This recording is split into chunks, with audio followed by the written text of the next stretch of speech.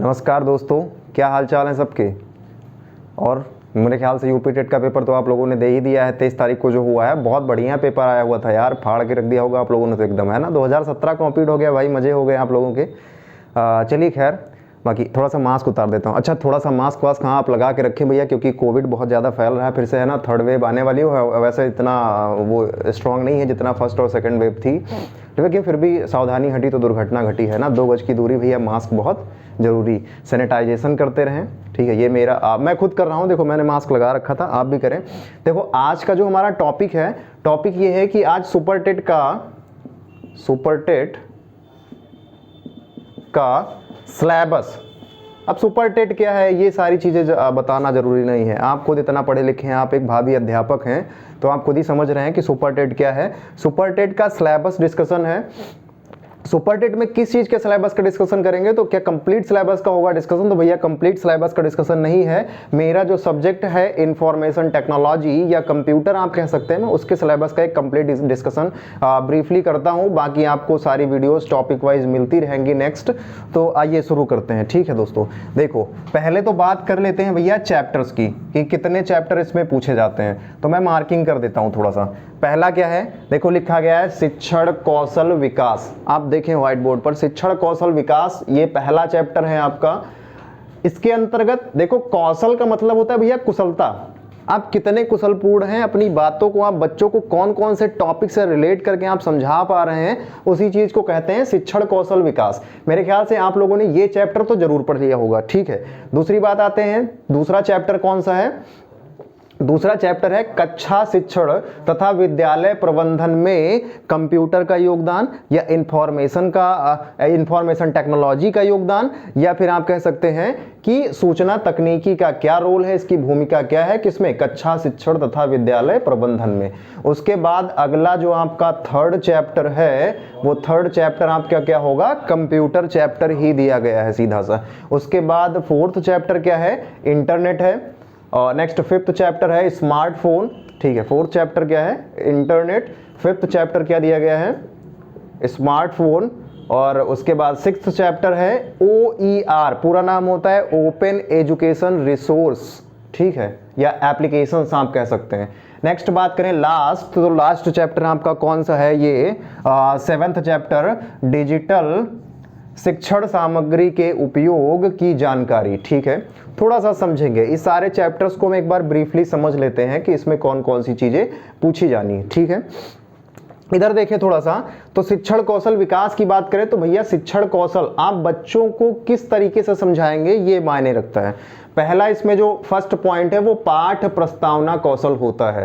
पाठ प्रस्तावना कौशल क्या है भैया, किसी टॉपिक को पढ़ाने से पहले बच्चों को अगर आप उसके पाठ्यक्रम के बारे में बताते हैं या उसका इंडेक्स डिस्कशन आप करते हैं, तो मेरे ख्याल से जो आप पढ़ाने जा रहे हैं उसका इंपैक्ट अगर बच्चे पर 80% होगा, तो आफ्टर सिलेबस डिस्कशन 90% बच्चा कवर कर लेगा, ये श्योर है। क्योंकि भैया टारगेट तो पता होना चाहिए बच्चे को कि उसको क्या चीज पढ़ना है, कहां से शुरू करना है और कहां पर खत्म करना है, समझे।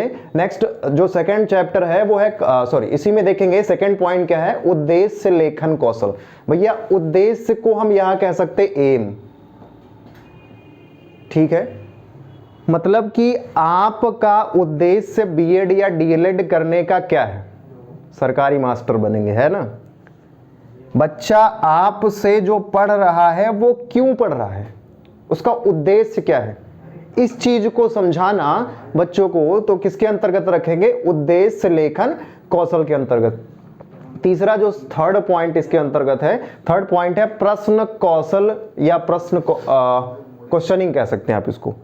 प्रश्न कौशल क्या है, बच्चों को किसी टॉपिक के बारे में समझाने के बाद अगर बच्चों से आप उसी विषय वस्तु के बारे में आप क्वेश्चनिंग करते हैं, उससे आंसर आप लेते हैं, या उसको उस नहीं समझ में आए आप फिर से समझाते हैं, फिर क्वेश्चन करते हैं, तो मेरे ख्याल से बच्चों को ज़्यादा बेहतर तरीके से समझ में आएगा। अच्छा, मेरा स्ट्रैटेजी भी यही होता है, मैं एक टॉपिक खत्म करता हूँ ऑफलाइन क्लासेज में, उसके बाद मेरा हार्ड कॉपी दे के या तो उनका टेस्ट होता है, या तो फिर मैं एक दिन की ऐसी क्लास होती है जिसमें 40-50 क्वेश्चन का डिस्कशन होता है। सिर्फ बतियाना कह सकते हैं आप उसको, सिर्फ बतियाते हैं क्वेश्चंस पे, है ना, कि केवल क्वेश्चनिंग होगी, आप बताएंगे हम पूछेंगे, ऑप्शन हम देंगे, हमारी मर्जी पे डिपेंड करता है हम देंगे या नहीं देंगे। देखो इसको हम रख सकते हैं किसमें, प्रश्न कौशल में। अगली बात आती है व्याख्या कौशल। देखो भैया, व्याख्या का मतलब एक्सप्लेनेशन, ठीक है, इतना हिंदी में लिख दिया। अच्छा, आपको हिंदी का एक बात बताते हैं। मुझे पहली बार, मैं कंप्यूटर पढ़ाता हूँ, मैं कसम से बता रहा हूँ, मैं पहली बार जब ये टर्म मैंने देखा, मेरे खुद के ऐसा लगा कि ये कौन सी बला आ गई ना। लिखा हुआ था कठोर उपागम और मृदुल उपागम, मतलब कि मुझे यही नहीं समझ में आया कि ये कौन सी बला आ गई भाई। जब मैंने उसको पढ़ा दोबारा से ढूंढ के, तो ज़्यादा घबराने की बात नहीं है भैया। कौन सा टर्म था? सॉफ्टवेयर टर्म था। सॉफ्टवेयर को कहा गया है मृदुल उपागम, आपके बीएड या डीएलएड के सिलेबस में या यूपी टेट में, और सुपर टेट में। और हार्डवेयर को कहा गया है कठोर उपागम, ठीक है। इसलिए कहा गया क्योंकि पहले भी समझ चुके हैं, physical component of a computer, मतलब जो जिनका आकार हो, रखने पर स्थान घेरते हो, छू सकें, आसानी से कहीं ले जा सकें, वो कठोर उपागम है, जिनको हार्डवेयर कहा जाता है। सेट ऑफ प्रोग्राम्स, जिनको छू न सके, केवल महसूस कर सकें with the help of hardware devices, क्या कहलाते हैं? सॉफ्टवेयर, जिनको क्या कहा जाता है? कोमल उपागम कहा जाता है, ठीक है। इधर आगे या मृदुल उपागम कहा जाता है। देखो, व्याख्या कौशल क्या है? अपने टॉपिक को एक बेहतरीन तरीके से बच्चों को समझाना। बेहतरीन तरीका मतलब सरलतम तरीके से, बच्चे के दिमाग में आसानी से बैठ जाए और सामने वो आगे किसी को बता सके उस बारे में, उसी को आप किस में रखेंगे? व्याख्या कौशल में।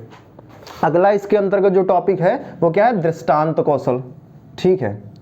नेक्स्ट टॉपिक जो है छात्र सहभागिता कौशल। देखो, अब सारे टर्म का एक्सप्लेनेशन ऐसे करेंगे, इसको हम चैप्टर जब शुरू करेंगे तब कर लेंगे, वैसे चलो बता देते हैं। छात्र सहभागिता कौशल क्या है भैया? एक ऐसी कुशलता या एक ऐसा कौशल जिसमें आप छात्र को अपने से अटैच करके रखते हैं कि आपकी बातों को छात्र क्यों समझेगा, या आप पर ध्यान क्यों दे रहा है, या वो आप पर ध्यान देगा या नहीं देगा, उसी को आप किसके अंतर्गत रखेंगे? छात्र सहभागिता कौशल के। उसके बाद उद्दीपन परिवर्तन कौशल, एग्जाम्पल की मदद से बच्चों को समझाना कि कोई चीज कैसे होगी, उसी को हम कहते हैं उद्दीपन परिवर्तन कौशल। नेक्स्ट ये टॉपिक आया है श्यामपट्ट लेखन। देखो भैया, श्यामपट्ट लेखन most important thing in this chapter.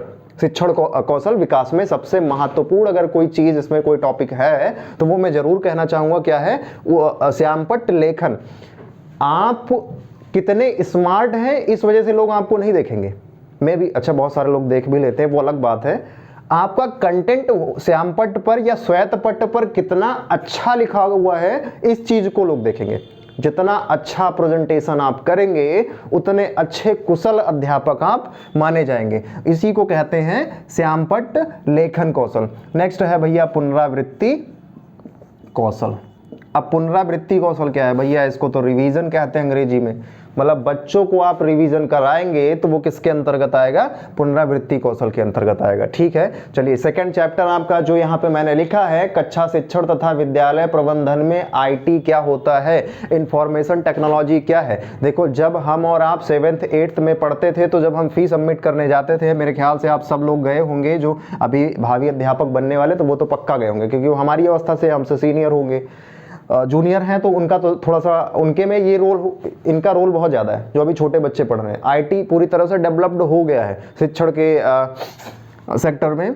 देखेंगे, फी सबमिट करने जाते तो भैया एक रजिस्टर पे, जो कि क्या होता था, एक स्प्रेड शीट होता था। स्प्रेड शीट के बारे में मैं पहले समझा चुका हूं कि एक ऐसी चीज, एक ऐसी सीट जिसमें क्या होता है? Row and columns. A sheet which have row and columns and the intersecting of row and columns made cell, कोष्ठक बनाते हैं ना, आपस में कटते हैं भैया। एक ऐसा रजिस्टर जिस पर अटेंडेंस भरी जाती थी, उसको स्प्रेडशीट कहा जाता है। ऐसे ही फीस वाला रजिस्टर हुआ करता था, हम लोग की तो फीस उसी पे नोट करी जाती थी। मान लो पे जब आप फाड़ गया गलती से तो हो ही गए आफत, बंटाधार। तो उसी को भैया हटाने के लिए क्या लाया गया है? आईटी। किसमें? कक्षा शिक्षण तथा विद्यालय प्रबंधन के क्षेत्र में इंफॉर्मेशन टेक्नोलॉजी का रोल ये है कि अब आप ऑनलाइन फीस सबमिट करते हैं, ठीक है। दूसरी बात है शिक्षण सामग्री का एक इंडेक्स, डिजिटली इंडेक्स बनाना। ये पॉसिबल है तो कंप्यूटर की मदद से पॉसिबल है। तीसरा क्या हो सकता है? अटेंडेंस, बायोमेट्रिक ऑथेंटिकेशन होने लगा है भैया बड़े बड़े कॉलेजेस में। वैसे मेरे ख्याल से प्राइमरी स्तर के स्कूलों में भी बहुत जल्दी हो जाएगा, क्योंकि आईटी बहुत ज़्यादा डेवलप्ड हो रहा है। तो ऐसी भैया बहुत सारी चीज़ें हैं इसमें जिनका डिस्कशन होना है। कंप्यूटर क्या है? देख लो, इसमें तो सारा कुछ इसी में लिखा हुआ है। हिंदी में कहते हैं इसको संगणक, और इसका इसी से तो रिलेटेड सारा डिस्कशन हो रहा है। तो ठीक है, इसके बारे में समझेंगे, हार्डवेयर क्या होता है, सॉफ्टवेयर क्या होता है, मेमोरी टर्म क्या है, कैसे काम करती है, रजिस्टर्स क्या होते हैं। जितना आपके सिलेबस में पूछा जाना सिर्फ उतना डिस्कशन होगा, कोई एक्स्ट्रा डिस्कशन नहीं उसमें फर्दर। नेक्स्ट बात करें, इंटरनेट क्या होता है। अब यह इंटरनेट क्या है, इंटरनेट के बिना मैंने पहले भी बताया है कि दुनिया की परिकल्पना ही ऐसा लगता है करना बेकार हो गया है। आप 2 दिन इंटरनेट से बाहर हो जाइए, ऐसा लगता है इस दुनिया से, इस धरती से, इस प्लेनेट से हमारा कनेक्शन ही कट गया है पूरी तरह से ना। बगल के कमरे में क्या हो रहा है आपको पता नहीं चल पाएगा, क्योंकि आप डिस्कनेक्टेड हैं किससे, इंटरनेट से। बाकी इंटरनेट क्या है, इसकी शुरुआत कैसे हुई, क्या हुआ था, ये सारी चीज़ें जब क्लासेस के वीडियोज आएंगे तो उसमें आपको मिल जाएंगे। स्मार्टफोन क्या है भैया, आज के ज़माने में स्मार्टफोन जैसे मैं समझाने जैसा कुछ है नहीं है, कुछ टॉपिक्स हैं जो मैं ज़रूर समझाऊंगा, ठीक है। अभी सिलेबस में इसमें बताने जैसा कुछ है नहीं, क्योंकि छोटे बच्चे को देख लिए, पापा बाद में कहता है, स्मार्टफोन पहले कहता है ना। तो आप मेरे ख्याल से आप तो समझदार हैं, भावी अध्यापक हैं, आपको जरूर समझ में आएगा। नेक्स्ट भैया, ओपन एजुकेशनल रिसोर्सेज या एप्स कह सकते हैं, ठीक है। एप्लीकेशन क्या है, a program which is based on users necessity, मतलब यूजर की आवश्यकताओं पर जो आधारित हो वो क्या कहलाता है, एप्लीकेशन सॉफ्टवेयर कहलाता है। मतलब कि ओपन एजुकेशनल रिसोर्सेज के अंतर्गत कुछ ऐसे रिसोर्स जिनके लिए आपको कोई पे आउट ना करना पड़े, वो सबके सब किसके अंतर्गत आते हैं, ओपन एजुकेशनल रिसोर्सेज के। और कौन कौन से एप्लीकेशन है, उनका यूज कैसे करा जाता है। नेक्स्ट आएंगे इधर, डिजिटल शिक्षण सामग्री के उपयोग की जानकारी। इसके अंतर्गत भी जितनी डिजिटल सामग्री या जितने डिजिटल मटेरियल हैं उन चीज़ों का या एप्लीकेशंस का यूज हम कैसे करेंगे, क्यों करा जाता है, कौन से बेहद इंपॉर्टेंट एप्लीकेशन है जिनका यूज करा जाना जरूरी है, तो उन सारी चीज़ों का डिस्कशन होगा। अच्छा ठीक है, मेरे ख्याल से ये आपको सिलेबस समझ में आया होगा।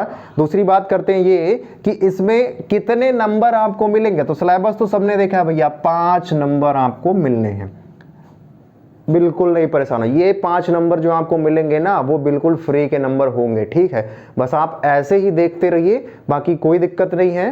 सिलेबस के बारे में अगर कोई कंफ्यूजन है तो आप कमेंट सेक्शन में बता सकते हैं, उनको मैं दोबारा से क्लियर कर दूंगा, उसके लिए बिल्कुल परेशान नहीं होना है, ठीक है।